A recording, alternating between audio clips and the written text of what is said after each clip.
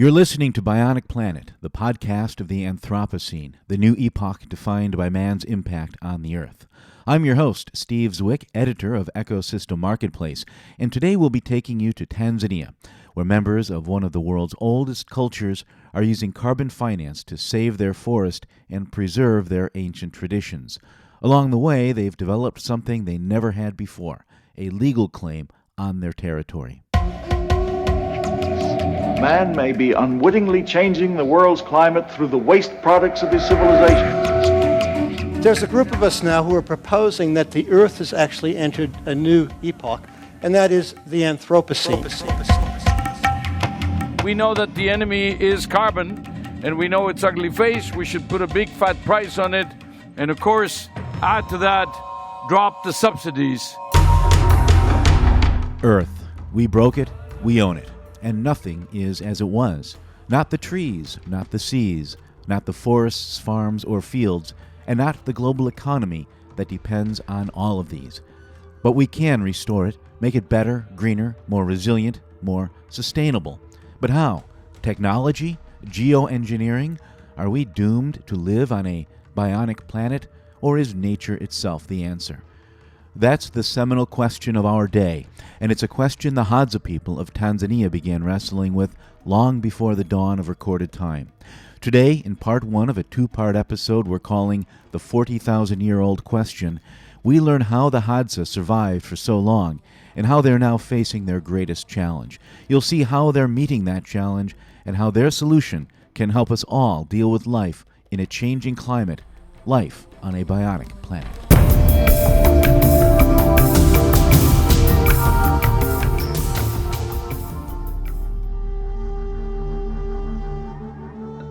Tanzania's Hadza Valley, a rocky, craggy prairie that the Hadza people now call home. They're known as the last of the first, the 1,600 remaining members of a culture that survived unchanged for at least 40,000 years. They've survived so long, they say, because they live with nature as hunter-gatherers. Their language is uniquely their own, unrelated to that of neighboring tribes, as are their genes. They are as untouched as any African people. Missionaries tried dragging them to the Lord, but failed. The Tanzanian government tried settling them on farms, but that failed too. And with good reason, according to Marc, who runs an environmental NGO called Carbon Tanzania. One of the things that is quite telling about Hadza society is that there is no linguistic or indigenous knowledge related to periods in time of struggle and starvation. These things exist within all of the other tribal groups in this region. There are, in cultural law, there are periods of times of great stress and history, and the Hadza don't have that. Because when you're living off the natural resource base and you can move and you can respond to changing environmental conditions, to drought, etc., you can always survive.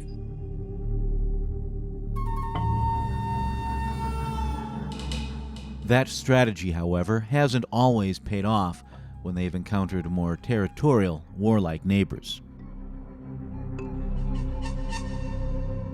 They are non-confrontational, egalitarian society, although that is changing a little bit, just in response to the fact that they've got very few places to go. Traditionally, they would have moved away from confrontation.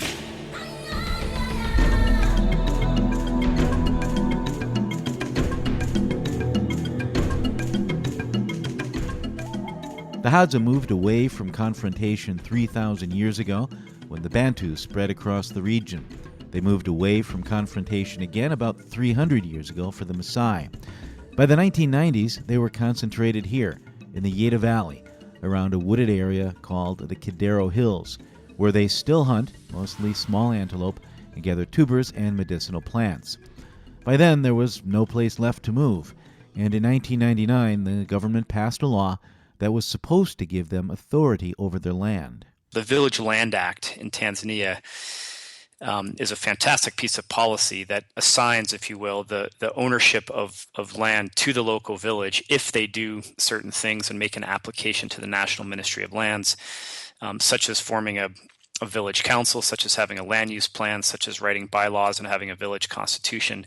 This is Matt Brown. He runs the Nature Conservancy's operations in Africa. And then the National Ministry of Lands then basically issues a certificate of occupancy. It's a certificate of village ownership to that village. And then they have legal authority to implement the zones within their land use plan. So if someone's farming, say, in a grazing area, the village leadership can say, hey, that's according to the plan that everyone signed off on through this process. You're not allowed to be there. And so then they can get that family to move.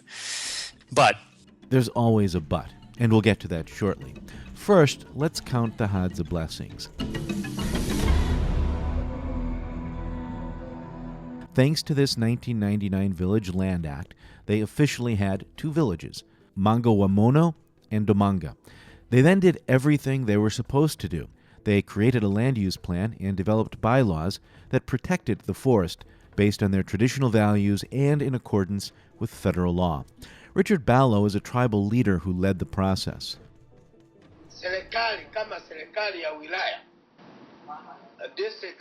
Communities and local governments have collectively developed bylaws that ensure prevention of environmental degradation.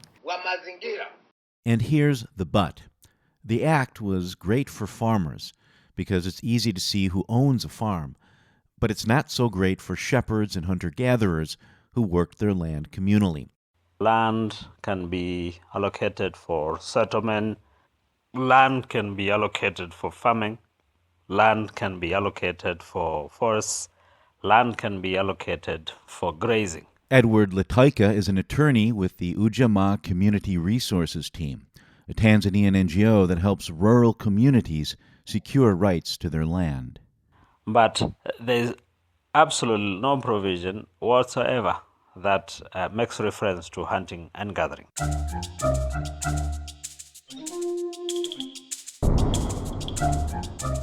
On top of this, farms far away were expanding to meet the needs of a growing population, and they were slashing and burning forests to do so.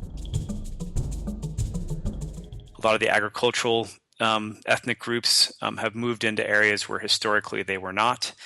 And this cascading effect is that then the agricultural groups, the Sakuma, for example, put pressure on pastoral groups like the Datoga, who are a livestock pastoral people in this part of Tanzania where the Hadza are, called the Yaita Valley. And so then as the agriculturalist puts pressure on the livestock keepers then move into areas that historically they were not using for grazing or watering their livestock, areas where the Hadza were the only ethnic group.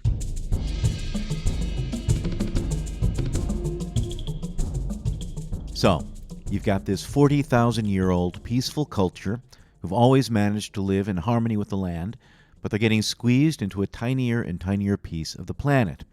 Meanwhile, the activities that are squeezing them are killing forests, sending millions of tons of carbon dioxide into the atmosphere. That's where the two environmentalists, Matt Brown of the Nature Conservancy, or TNC, and Marc Baker of Carbon Tanzania, come in. The Nature Conservancy was working with Carbon Tanzania to try and quantify the degree of forest degradation using satellite imagery and on-the-ground site-based truthing of that imagery. That sounds simple, but it's not.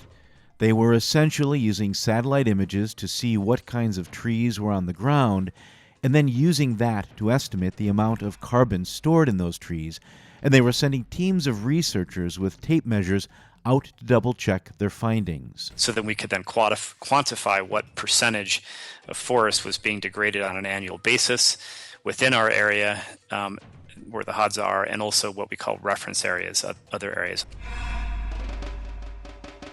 Basically, they were trying to put numbers on the impact that agriculture was having on Tanzania's forests, and they were hoping to use those numbers to save the forests. Because if they could A, measure the amount of carbon dioxide being released, and then B, find a way to take the pressure off the forest, they might be able to cover their costs by generating carbon offsets.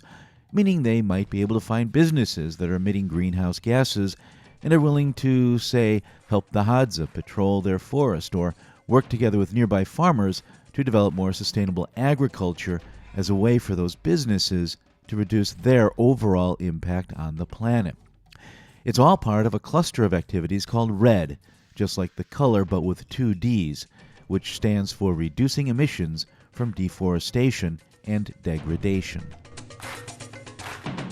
And so that work had been going on for almost a year and a half or 2 years, and Marc and Joe were looking at that. So we were trying to figure out with Carbon Tanzania if this was a viable project, just from an economics perspective. And the answer was, yeah, it could be viable because the degree of degradation is pretty steep, and because the carbon that's in those areas is, if it remains intact, it's a large amount of carbon.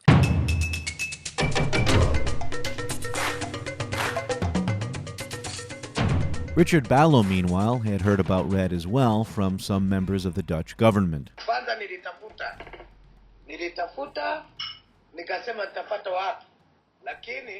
I was trying to find out how we can get involved in carbon markets.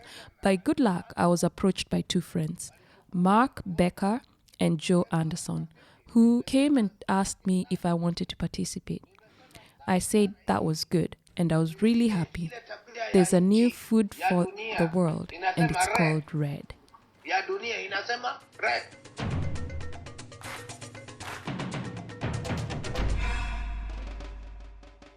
To do a RED project, you have to follow very specific procedures laid down by a recognized carbon standard. You have to identify the drivers of deforestation, then you have to come up with a plan for reducing those drivers, and you have to figure out how much of the deforestation you stop is just going to migrate down the road, which in the carbon world is called leakage. You have to put all of this into a project design document, or PDD, which then goes through a rigorous process of peer review, and that's just to get started. It's tedious and it's expensive, and Becker had started working on this way back in 2007, when he decided to develop a project under a standard called Plan Vivo. We started to reach out to tourism companies that work in northern Tanzania. We knew many of the people working in these companies, so we went to them with the concept and said, hey, look, this is what we want to do, this is what we want to achieve, and this is how it works. And they were able to see the benefit of doing that and the benefit of buying into the process for their own corporate social responsibility needs. And so they agreed that they would buy these Plan Vivo certificates ex ante before the PDD was actually completed and we received certification from Plan Vivo. So they had the money, they had the plan, and they had the partnerships. But to ensure that these performance-based payments that come through the RED project actually are going to be able to encourage the behavior change that we were looking for, there needed to be stronger land ownership than what was there under just doing a village land use plan.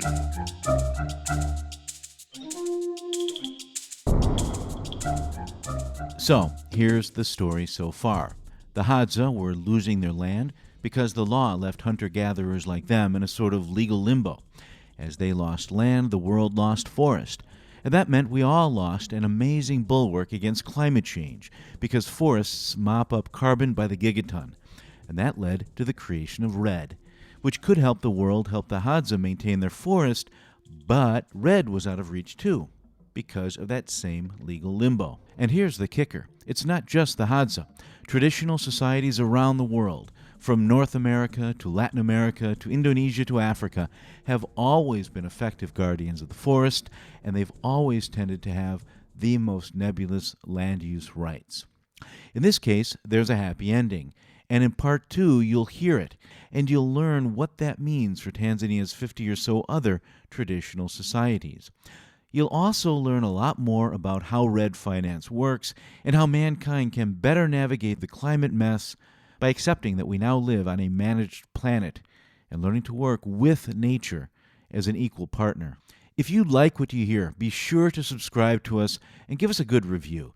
That's the most important thing right now, because the better reviews we get, the more ears we get.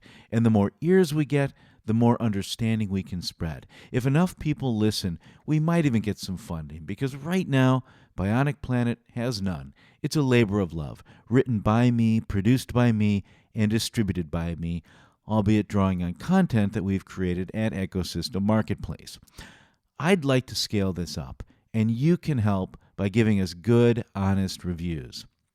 If you want to offer feedback, or even better, advertise on Bionic Planet, reach out to me directly at steve@bionic-planet.com. If you subscribe to us, whether on iTunes or Stitcher or TuneIn, you'll get part 2 of this story automatically. But you can also peek at the ending online, because I adapted this from a piece that Ali Goldstein wrote for Ecosystem Marketplace about a year ago. You can view the original at www.ecosystemmarketplace.com/articles/Hadza, and that's spelled Hadza.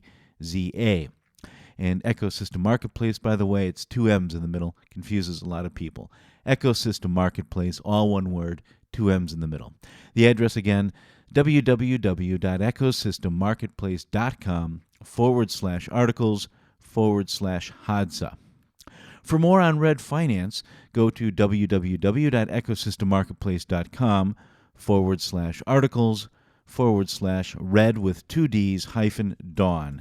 And for links to everything I've referenced here tonight, go to bionicplanet.com. That's also with a hyphen in the middle, bionic-planet.com, and look for Hadza Red Part 1.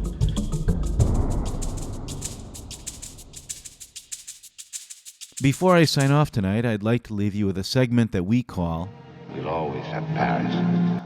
We'll always have Paris, as in the Paris Agreement, which was adopted in December and will come into force as soon as 55 countries responsible for 55% of the world's greenhouse gases join it.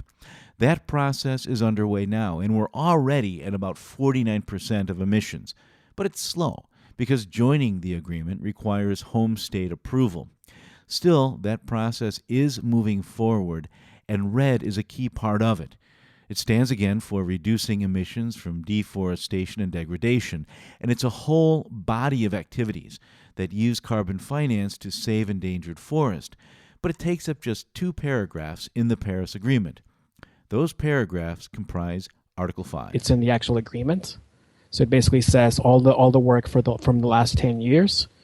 That's what creates the RED package. And that's going to be a key part of the Paris Agreement, and that's the real political signal that it sent. That's Gus Silva-Chavez, who tracks money flowing to RED Plus activities for forest trends, and the RED package he's talking about involves several other UN decisions. In later episodes of Bionic Planet, we'll be unpacking those decisions for you so that you understand the science, the finance, and the politics behind RED. But first, a brief history lesson. In the United Nations, RED isn't just called RED, it's called RED Plus. And here's why. Originally, RED started out as just RED, and the reason for that is the folks who were part of the beginning stages of RED, who were primarily in the NGO world, focused on the Brazilian Amazon. And there, if you look at the emissions profile, the deforestation profile of the late 1990s, early 2000s, at the time, it was focused on complete land clearing.